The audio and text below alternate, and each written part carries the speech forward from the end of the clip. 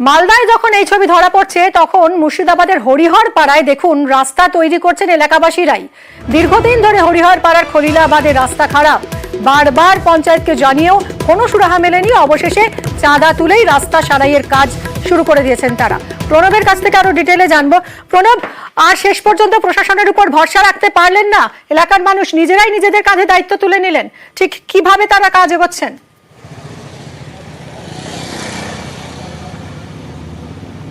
একদম তাই। দেখো, হরিহরপাড়ার মালপাড়া পঞ্চায়েতের যে খলিলাবাদ এলাকা রয়েছে সেই এলাকার রাস্তা দীর্ঘদিন ধরে বেহাল। বিশেষ করে এই বৃষ্টির সময়তে তাদের প্রায় 4-5টা গ্রামের মানুষজন সেই কাদার মধ্যে দিয়ে যেতে গিয়ে বারে বারে বিভিন্নভাবে তোমার দুর্ঘটনা হচ্ছিল এবং সমস্যার মধ্যে পড়ছিলেন।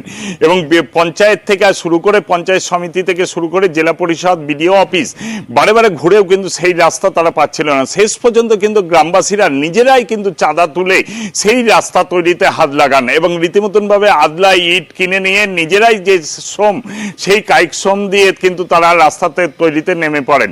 এবং তারা চাইছেন যে আগামী দিনে যদি পঞ্চায়েত থেকে যদি না করা হয় তাহলে পাকাপাকিভাবে তারাই চাঁদা তুলে কিন্তু রাস্তা তৈরি করবেন। যদিও যিনি পঞ্চায়েত সমিতির সভাপতি রয়েছেন হরিহরপাড়া আলমগীর, মীর আলমগীর, তিনি বলেছেন পথশ্রী প্রকল্প থেকে হরিহরপাড়াতে একাধিক রাস্তা তৈরি হচ্ছে, এই রাস্তাটা কেন হলো না তা জানা নেই। সঙ্গে থাকো প্রণব, সাধারণ মানুষ তারা কি বলছেন? বলছি যে মেঘে পানি হেলে আমাদের এই রাস্তায় এক হাঁটু পানি বেঁচে যায়, পঞ্চায়েতকে জানাও হয়নি, মেম্বার প্রধানকে জানাও হয়নি।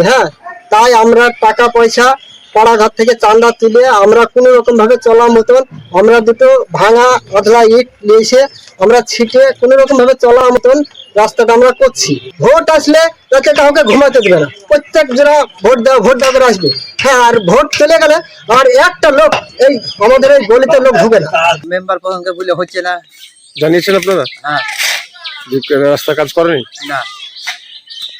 কি বলেছে তারা? হবে, দিয়েছি স্কিম দিয়েছি, হবে।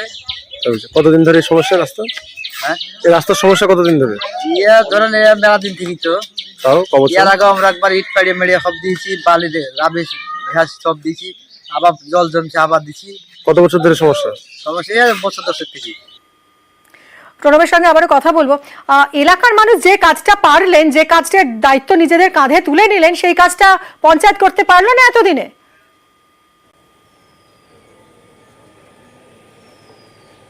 একদম তাই। দেখো, পঞ্চায়েত করতে পারেনি, পঞ্চায়েত গ্রামের মানুষজন কিন্তু বারে বারে পঞ্চায়েত দপ্তরে যারা রয়েছেন প্রধান থেকে আধিকারিক থেকে সবাইকে বলেছেন, শুধু পঞ্চায়েতে নয়, তারা কিন্তু বিডিও অফিসের পঞ্চায়েত সমিতি বিডিওর কাছেও কিন্তু দরবার করেছেন, কিন্তু সেই কাজ হয়নি। তারপরে কিন্তু কিছুটা বাধ্য হয়ে, যেহেতু কয়েকদিন ধরে বৃষ্টি এবং সেই কাদার মধ্যে দিয়ে তাদের গ্রামবাসীদেরকে হাঁটতে হচ্ছিল এবং তারাই সমস্যায় পড়ছিলেন, সেই কারণে কিন্তু তারা নিজেরাই সমস্যার সমাধানে এগিয়ে আসেন এবং নিজেরাই বিভিন্ন জায়গা থেকে চাঁদা তুলে দিয়ে তারপরে ইট কিনে নেন এবং রাস্তা তৈরি করতে নেমে পড়েন। এবং যে শ্রম যে তোমার শ্রম দিতে হয়েছে, যেভাবে যে অস্থায়ী ভাবে এই রাস্তা সারানোর কাজ করছেন এলাকার মানুষ, সেটা তো খুব বেশি দিন স্থায়ী বা খুব ভালো করে তো সেই রাস্তা তৈরির হওয়ার কথা না। তো সেক্ষেত্রে কি করবে প্রশাসনের পর, পঞ্চায়েতের পর কি করবে?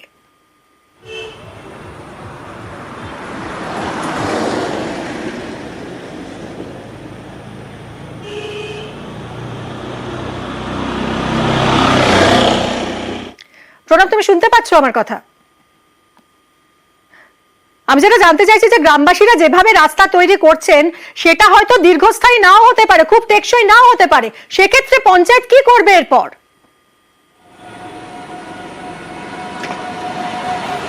না, দেখো, সেই ব্যাপারে কিন্তু পঞ্চায়েত সমিতির সভাপতি বলেছেন যে বিষয়টা অবশ্যই যে রাস্তাটা করছে সেই রাস্তাটা টেকসই হবে না, কিন্তু পরবর্তীতে যাতে সেই রাস্তা যাতে ভালো মতন ভাবে একবারে তৈরি করা যায়, পুরোপুরি ঢালাইয়ের রাস্তা, সেই কারণে আগামী দিনে যে পথশ্রী প্রকল্পের টেন্ডার ডাকা হবে সেইখানে ওই রাস্তা তৈরি করে দেওয়া হবে বলে কিন্তু তিনি প্রতিশ্রুতি দিয়েছেন। অনেক ধন্যবাদ প্রণব। আমরা একবার শুনবো হরিহরপাড়া পঞ্চায়েত সমিতির সভাপতি মীর আলমগীর, তিনি কি বলেছেন। এগুলো অনেক সময় প্রচার পাওয়ার উদ্দেশ্যে করা হয়ে থাকে, কারণ ওভাবে গ্রামবাসীরা চাঁদা তুলে একটা রাস্তা যদি করেন সেই রাস্তার লংজিভিটি এমন কিছু হবে না, কারণ কিছুটা হয়তো চলার মতন একটা রাস্তা হতে পারে, সেটা হয়তো তারা করছেন। কিন্তু আমরাও তাহলে ওই রাস্তাটা জেনে নিচ্ছি আমরা, যে আমরা আমাদের পরিকল্পনার মধ্যে নিয়ে এসে ওটা যেন ভালোভাবে ঢালাই রাস্তা আমরা করতে পারি সেটা আমরা দেখে নেব। আর এবার দেখুন বাঁশের সাঁকো তৈরি করা হবে, তাতেও কিনা আমরা ওরা সাঁকো তৈরি নিয়ে সিপিআইএম তৃণমূল তরজা। বাধ্য হয়ে চাঁদা তুলে সাঁকো নির্মাণ করলেন এলাকার মানুষ। কি বলছেন তারা শুনুন। রাস্তা নাই, আমাদের কোন দিক দিয়ে যাবো? সাঁকো তো ভেঙে গেছে, মাসখানিক হয়ে গেল। এটাতে বাচ্চা কাচ্চারা পার হওয়া খুবই মুশকিল, কিন্তু আমরা পার হয়েই যাব। এদের স্কুল টিউশন সবকিছু তো অলরেডি বন্ধ হয়েই গেছে। আমাদেরই টাকা দিয়ে আমরা চাঁদা তুলে তুলে আমরা বানাচ্ছি। স্কুলের ছাত্র যাতায়াত করতে পারে না, পেশেন্ট যে নিয়ে যাবে মেডিকেলে তার কোনো ব্যবস্থা নাই, যাতায়াত করতে পারতেছে না। দীর্ঘদিন ধরে এরকম সমস্যায় পড়ে আছে। আমরা চাই এখানে একটা পাকা ব্রিজ না দিলেও কাঠের ব্রিজ, ভালো করে একটা ব্রিজ বানিয়ে দেবো। আলিপুরদুয়ারের দক্ষিণ জিতপুর গ্রামের ঘটনা আমরা রাজকুমার থেকে আরো ডিটেলে জানবো। রাজকুমার, এক্ষেত্রেও যেটা দেখা যাচ্ছে যে প্রশাসনকে দীর্ঘদিন ধরে জানানো হয়েছে কিন্তু কোনো লাভ হয়নি, ফলে নিজেরাই সাঁকো তৈরির কাজে হাত লাগিয়েছেন।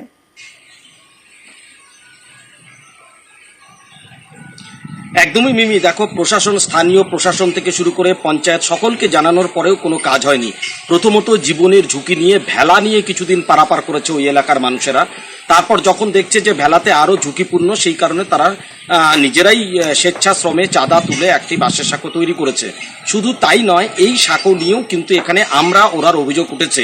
অর্থাৎ দক্ষিণ জিতপুরের যে এলাকায় এই ঘটনাটি, সেই এলাকায় গত পঞ্চায়েত নির্বাচনে সিপিএম দলের পঞ্চায়েত সদস্য জয়ী হয়েছেন এবং এই যে গ্রাম পঞ্চায়েত বিবেকানন্দ 2 গ্রাম পঞ্চায়েত, সেটা তৃণমূল কংগ্রেস দখল করেছে। ফলে ওই যে স্থানীয় পঞ্চায়েত সদস্য সিপিএম এর, তার অভিযোগ যে সিপিএম দলের পঞ্চায়েত সদস্য ওই এলাকাটি সিপিএম দলের পঞ্চায়েত সদস্য জেতাতে কিন্তু তৃণমূলের যে গ্রাম পঞ্চায়েত কর্তৃপক্ষ তারা এই যে সাঁকো তৈরি করছে না। তাদের বক্তব্য যে তাদের হাতে টাকা নেই, কিন্তু গ্রাম পঞ্চায়েত কর্তৃপক্ষ, কিন্তু গ্রাম পঞ্চায়েতের যে প্রধান, এই যে স্থানীয় পঞ্চায়েত সদস্য, তার অভিযোগ অস্বীকার করেছে। প্রধান জানিয়েছেন যে সত্যি সত্যি এই মুহূর্তে গ্রাম পঞ্চায়েতের ফান্ডে কোনো টাকা নেই, টাকা এলে তারপর ওই এলাকায় আবার একটি বাঁশের সাঁকো শক্তপোক্ত করে তৈরি করার ব্যবস্থা করা হবে। মিমি, ধন্যবাদ রাজকুমার।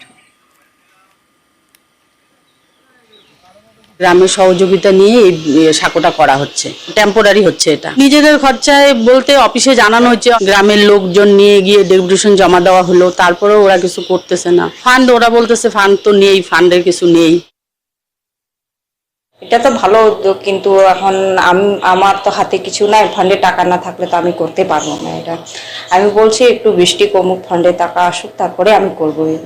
আমি জানি ওখানকার বাসিন্দারা মানে কষ্ট হচ্ছে, যাওয়া আসাটা কষ্ট হচ্ছে, জল নদীতে জল ভরে গেছে। এটা নিয়ে আমার কাছে আসছিল অভিযোগ নিয়ে, অ্যাপ্লিকেশনটা দিয়ে গেছে। আমি চেষ্টা করব ফান্ডে টাকা আসলে আমি ওইটা ঠিক করাবো। নিউজ 18 বাংলার খবরের জেরে অবশেষে শুরু হলো রাস্তা সারাইয়ের কাজ। শেষমেশ গড়িয়ায় রাস্তা সংস্কারের কাজ শুরু হয়েছে। নিউজ 18 বাংলায় প্রথম দেখিয়েছিল যে কি বেহাল দশা। শুক্রবারই নিউজ 18 বাংলায় বোড়াল মেইন রোডের বেহাল ছবি উঠে এসেছিল। দেখুন, খানাখন্দে ভরা রাস্তা, বেহাল বোড়াল রোড।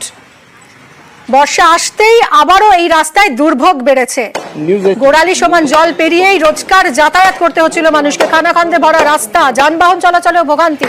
এরপর এই খবর আমরা দেখাই এবং তারপরই নড়ে চড়ে বসেছে প্রশাসন। শনিবার বেহাল বোড়াল রোড পরিদর্শনে পিডব্লিউডি। রৌনক আমাদের প্রতিনিধি রয়েছেন। রৌনক, আমরাই প্রথম এই খবর দেখিয়েছিলাম এবং তারপর পিডব্লিউডি রোড পরিদর্শন করলো বোড়াল রোড। কিভাবে এগোচ্ছে কাজ, এলাকার মানুষেরা কি বলছেন?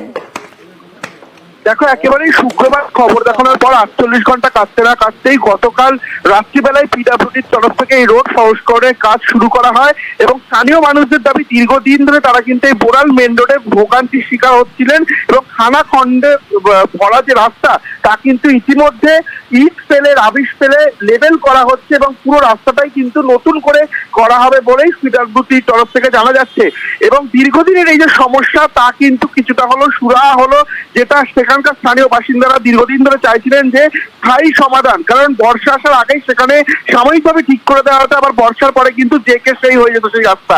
অর্থাৎ খবর দেখানোর পরেই কিছুক্ষণের মধ্যেই কিন্তু পিডব্লিউডি পুরো রাস্তাটি সংস্করণের কাজে নেমেছে এবং শুধু তাই নয়, স্থানীয় কাউন্সিলর তিনিও কিন্তু জানান যে দীর্ঘদিন ধরে তিনি পিডব্লিউডি দপ্তরে চিঠি লিখেছিলেন, কিন্তু কোনো রকম ভাবে কোনো সুরাহা হচ্ছিল না। খবর দেখানোর পরই কিন্তু এই রাস্তার কাজে নামে পিডব্লিউডি এবং তারপরই কিন্তু এই যে গোটা বোরান মেন রোড তার এই রাস্তার সমাধান হয় এবং তিনিও কিন্তু জানান যে দীর্ঘদিনের এই সমস্যা এবং তিনি জানিয়েছেন পিডব্লিউডি কে যে স্থায়ী সমাধান, অর্থাৎ বর্ষার আগে রাস্তা ঠিক করার পর আবার বর্ষা আসছে কিন্তু রাস্তা জেকে সেই অবস্থায় চলে আসে, যাতে কোনো স্থায়ী সমাধান হয় সেই বিষয়ে কিন্তু স্থানীয় কাউন্সিলরও পিডব্লিউডির কাছে আবেদন করেছে। ধন্যবাদ। এখন অনেক স্বস্তি, দেখে খুব খুশি হলাম, যার জন্য আপনাদের ধন্যবাদ দিচ্ছি। আপনারা দেখাবার পরে কাজটা হয়েছে। মানে মারাত্মকভাবে খারাপ ছিল, আমাদের অনেক গাড়ি ক্ষতি হয়েছে। তো খবর দেখানোর পরে কাজটা তুরন্ত হয়েছে। আমরা পৌর অফিসারকে ধন্যবাদ জানাই ওয়ার্ড ইউনিয়নের পক্ষ থেকে, এবং চ্যানেলকেও ধন্যবাদ জানাই, দেখানোর পরেই কাজটা হয়েছে। সবাইকে আমরা ধন্যবাদ জানাই, পিডব্লিউকেও ধন্যবাদ জানাই। প্রথমে নিউজ 18-কে ধন্যবাদ জানাবো। দীর্ঘদিনের সমস্যা এটাকে এখানে একটা মানে ম্যানুফ্যাকচারিং ডিফেক্ট বহুকাল আগে থেকে ওখানে আছে। আমরা চাচ্ছি পিডব্লিউ আরো তৎপর হোক এরকম ক্ষেত্রে, দেখাতে হবে, এটা আমাদের তাদের দায়িত্ব, কাজ করতে হবে কাজ। নিউজ 18 বাংলায় দেখানো মাত্র প্রথমেই আমি ধন্যবাদ জানালাম চ্যানেলকে।